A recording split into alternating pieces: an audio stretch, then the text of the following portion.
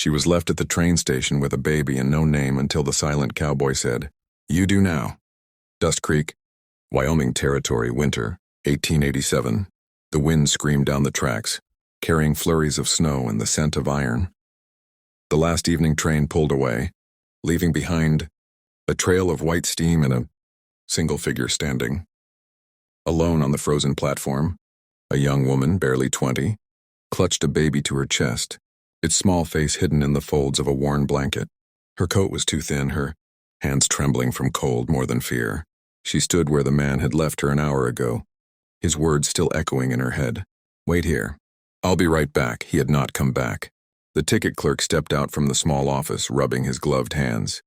"Miss," he called over the wind, "I need your name for the station book." She didn't answer at first. The snow caught in her lashes, melted down her cheeks like tears. "My name," she repeated softly as though the word itself hurt. "Yes, ma'am," he said, a bit impatient. "Your name, for the record." She looked down at the sleeping child, then at her own shaking fingers. Her lips parted, voice barely a whisper. "I don't have one anymore." The clerk blinked, unsure if he'd heard right. But when he saw her hollow eyes and the crying bundle in her arms, he muttered something under his breath and turned away. She sank onto a bench, the woods stiff with frost. The baby whimpered. She pulled it closer, rocking gently, her mind drifting back to the life she'd lost. Once she had a name, Evelyn Hart, daughter of Reverend Nathaniel Hart, the most respected man in her hometown. Every Sunday she sat in the front pew, her white gloves folded neatly in her lap, her voice soft in the hymns. The townsfolk used to nod when she passed, saying she'd make a fine preacher's wife someday. Then came the summer that ruined everything. He arrived on a stagecoach from the east, a young merchant, with fine clothes and finer words. He smiled like sunlight and spoke of cities she'd never seen. He called her beautiful. He called her his salvation. By autumn, she was carrying his child. When the truth came out, her father stood before the congregation, Bible in hand and fury in his eyes. "You have brought sin into this house," he thundered. "You are no longer my daughter. You have shamed the name of Hart. Do not speak it. Do not carry it. Do not wear it again." Her mother stood behind him in silence, her hands clenched around her apron. Not a tear, not a word. That night, Evelyn left her home. She walked down the dirt road with a single blanket and a few coins. The merchant waited at the end of town, promising Wyoming a wedding, a new life. But promises fade faster than breath in winter. Now, standing in Dust Creek, she understood what it meant to be nameless. A gust of wind howled through the open station. The baby began to cry, its small fists flailing. Evelyn rocked him harder, whispering, "Hush, sweet one. Mama's here." But her own voice broke on the words. People glanced at her and turned away. A woman pulled her child closer as she passed. The station lantern flickered low, the flame shivering like her heart. She pressed her cheek to the baby's forehead, whispering prayers she no longer believed in. Then the shadow of a man fell across her. She looked up. He was tall, towering, broad-shouldered, his coat dark with snow. His hat was pulled low, his face half hidden, but the outline of a scar cut along his jaw. He didn't speak, didn't ask questions. Without a word, he pulled the scarf from around his neck and laid it gently across her shoulders. The weight and warmth of it startled her. Her lips trembled. "I have no name," she whispered. "He left us."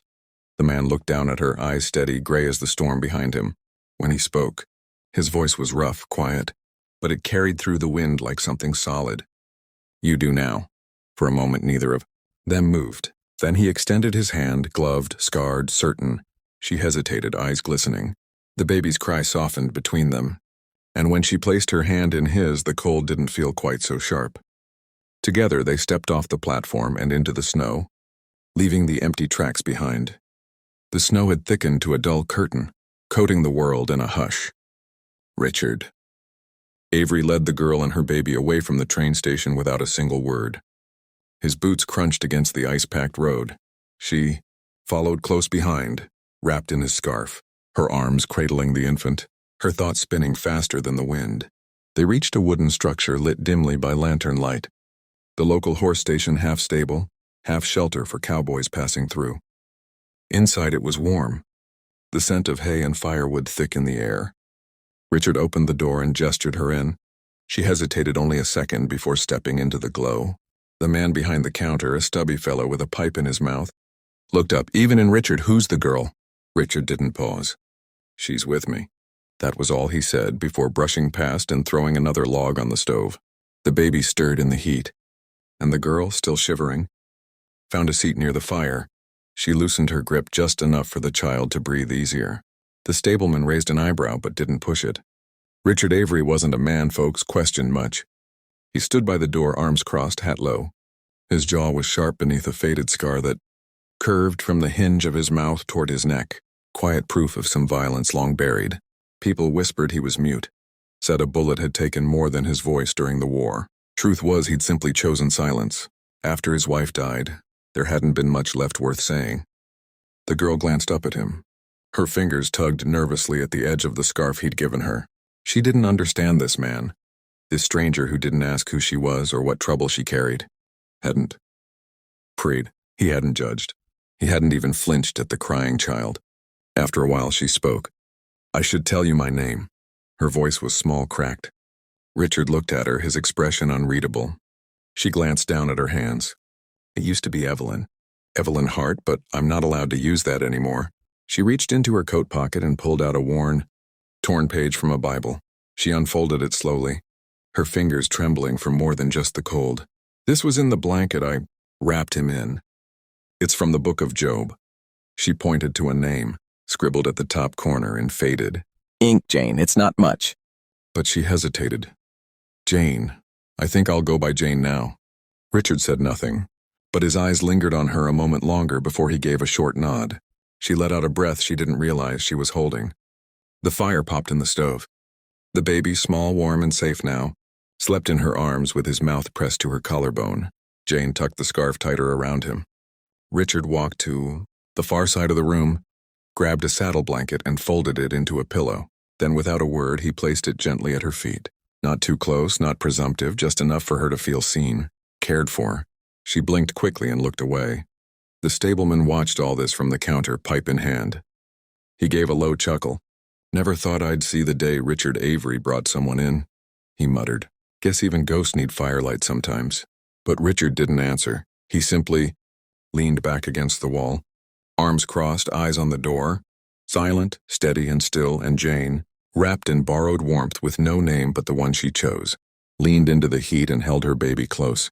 For the first time in months, the fear began to loosen its grip. Jane had never known silence like this, thick, white, and stretching across the hills as far as her eyes could see. Each morning she awoke to the soft creak of floorboards and the muffled sound of Richard's boots heading outside before sunrise. He chopped wood, fed the horses, tended to the fences, never saying much, sometimes not saying anything at all. She began to help where she could. She washed what little laundry there was and boiled water over the stove. She burned the beans more than once. Her first attempt at bread came out like stone. Richard never criticized, just chewed slower. One afternoon, while rocking the baby near the hearth, she noticed the way his little legs kicked the air restlessly. There was no cradle, just a blanket and floorboards. That evening, Richard disappeared into the barn after supper. When he returned, he carried a wooden frame in his arms. A cradle, handmade, rough but strong. He set it down beside her without a word. Jane touched the edge, her fingers brushing over the knots in the grain. Her throat tightened. "Did you build this for him?" Richard didn't answer. Just tipped his hat and stepped outside into the snow. Later that week, she found one of his old shirts hanging on a hook by the door, torn down the sleeve.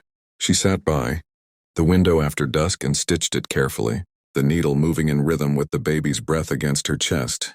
When she finished, she folded the shirt neatly and hung it back where she found it. She didn't need to say anything, and neither did he.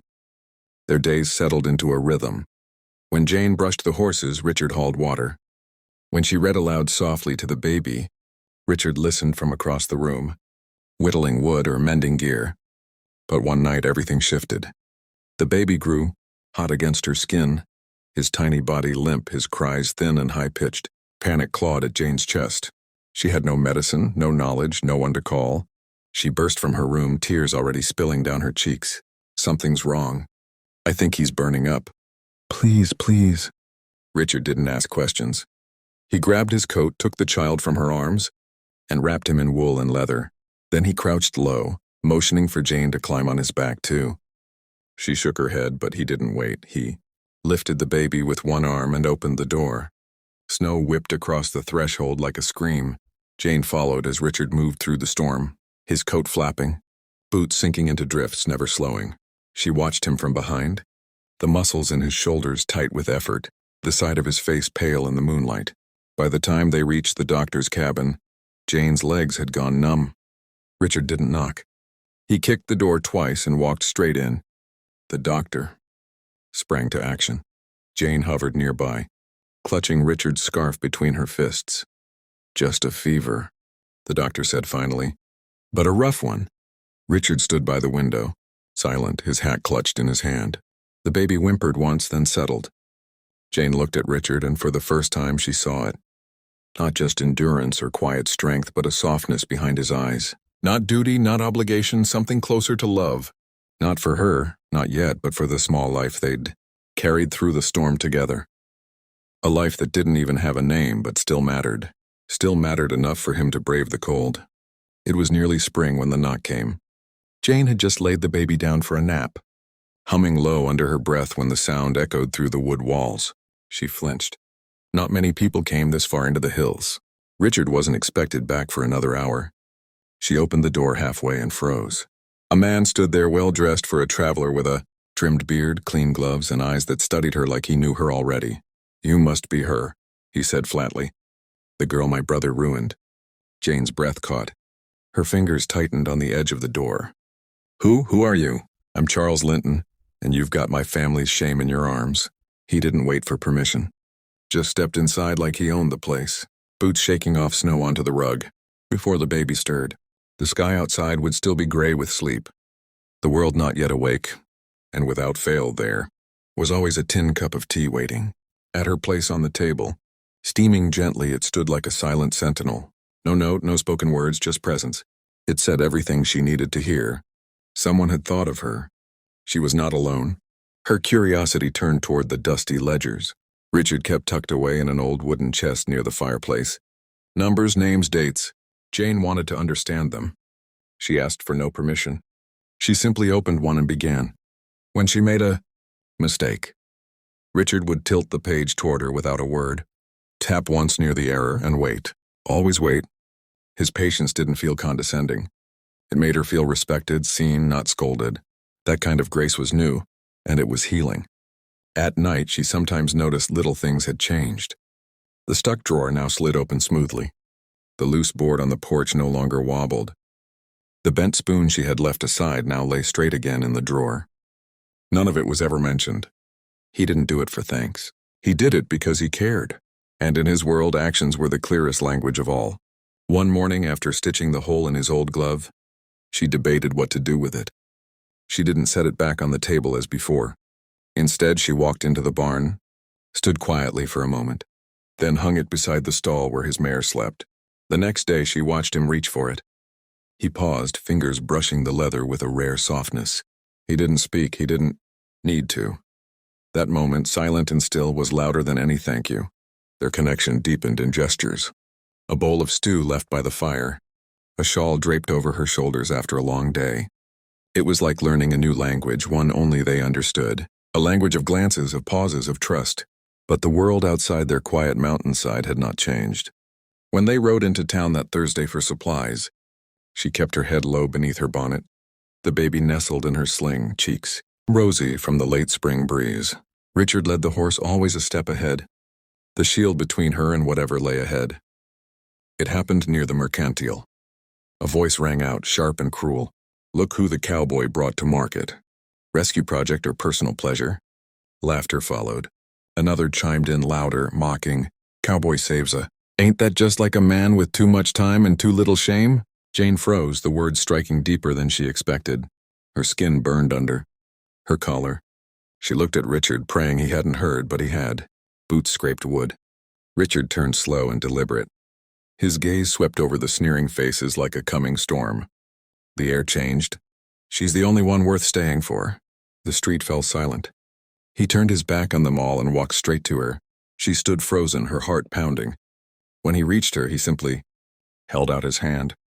She stared at it, then placed her own in his, and they walked away together. She didn't need defending, but he did it anyway because with every quiet gesture, every steady step, he had already chosen her. There were things Jane could not say out loud, not even to herself in the mirror, and certainly not to Richard.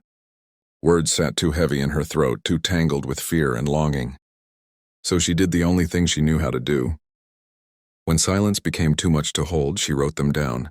It was one of those quiet nights where the walls didn't creak and the baby had gone to sleep early, his tiny breath warm and even in the cradle by the hearth.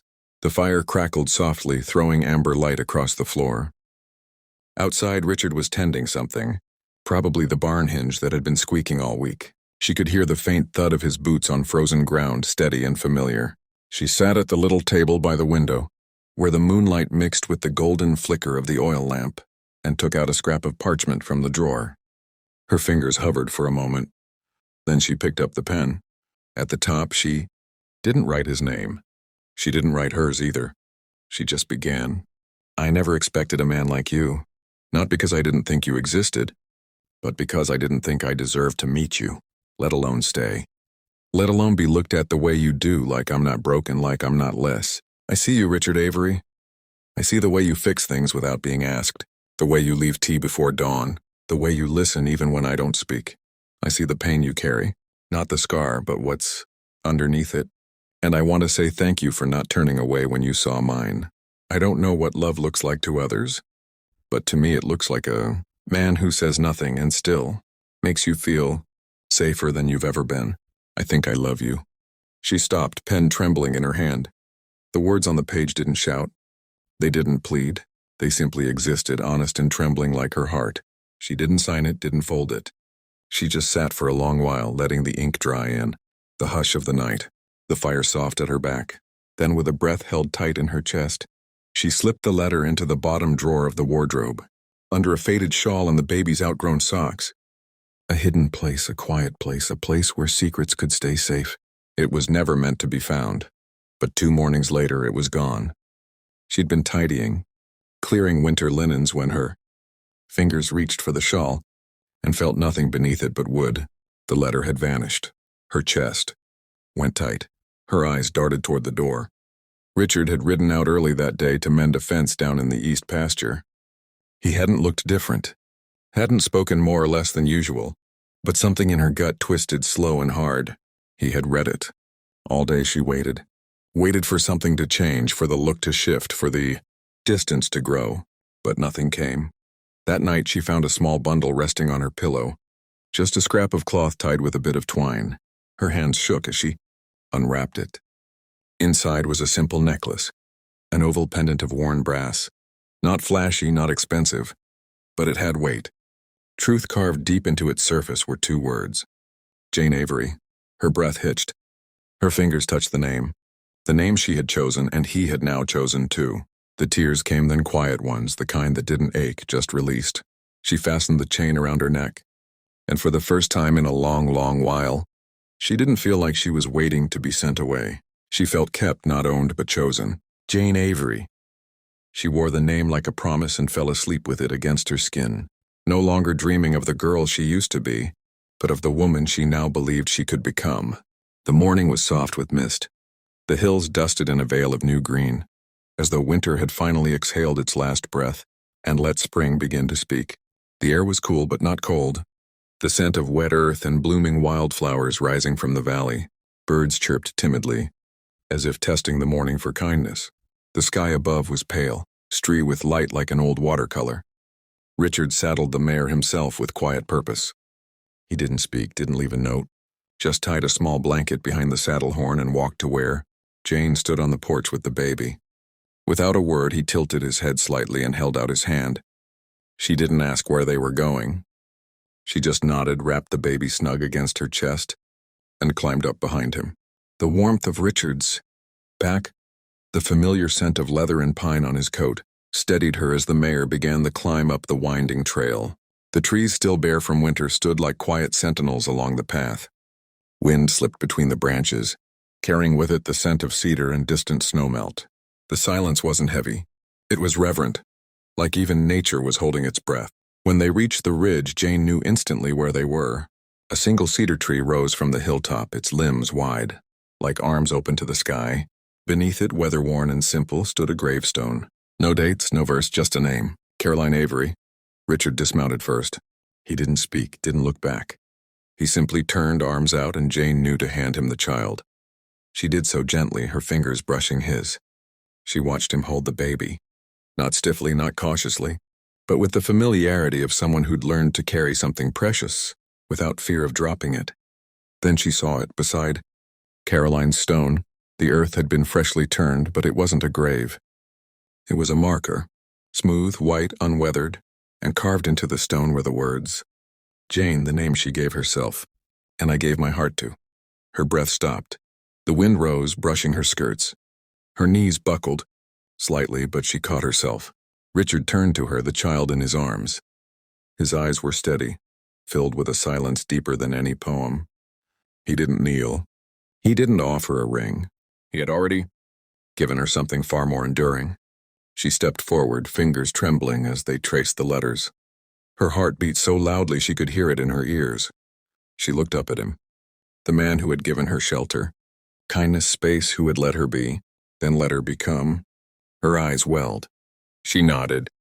Then the baby stirred, reaching up with a pudgy hand, and whispered the word that made time pause. P. And in that moment, 3 souls stood at the top of the world, not alone, not broken, just home. A year passed, and Dust Creek softened its gaze. The old church at the end of town, once left to rot with broken pews and faded hymnals, now echoed with the sound of chalk against slate and laughter and new voices.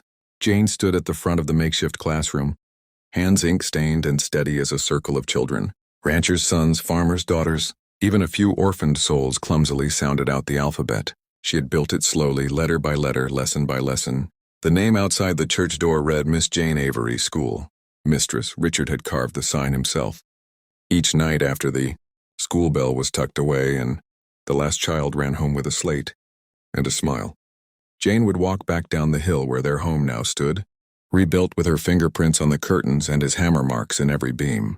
Richard spent his days working beside the townsfolk, helping rebuild the chapel that had once held nothing but ghosts. He did not speak much, but when he did, men listened, and when he didn't, they still felt heard. His hands bore the marks of it, scrapes and calluses, dried paint and dust, but his heart, Jane knew, had never been quieter. It had simply found peace. On this evening, the air was golden. The sky stretched wide and warm, the sun folding itself into the horizon like a prayer.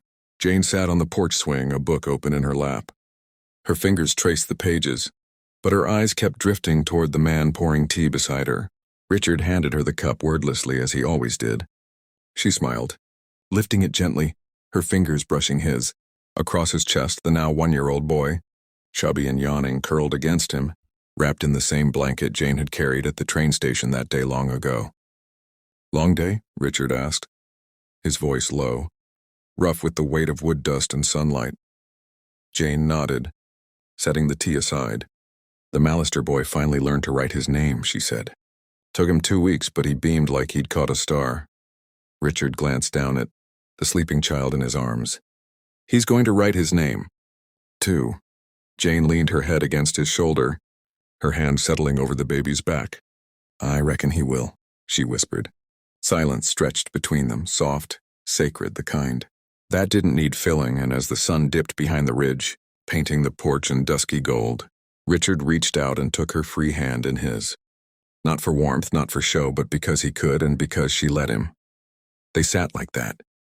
For a long time, the porch creaking gently beneath them, the scent of pine and tea mingling with evening air. She looked out across the land that had once been nothing but dust and departure. Now it was home. The baby stirred in Richard's arms, sighed once, then settled again. Jane pressed a kiss to the boy's forehead, then looked at the man beside her, the man who had never asked for her name, but had given her one anyway. She was nameless once, she murmured almost to herself. Richard's thumb brushed over her knuckles. Now she is everything. If this story touched your heart, if it reminded you that sometimes the most broken beginnings can lead to the most beautiful homes, hit that like button to show your love for Jane. Richard and the little family built not by blood, but by choice. Subscribe to Wild West Legends for more tales of love that defies shame, silence and sorrow across dusty trails, snowy ridges and time itself. And remember, out here in the West, even the lost can be found if someone dares to. Stay. We'll see you in the next story.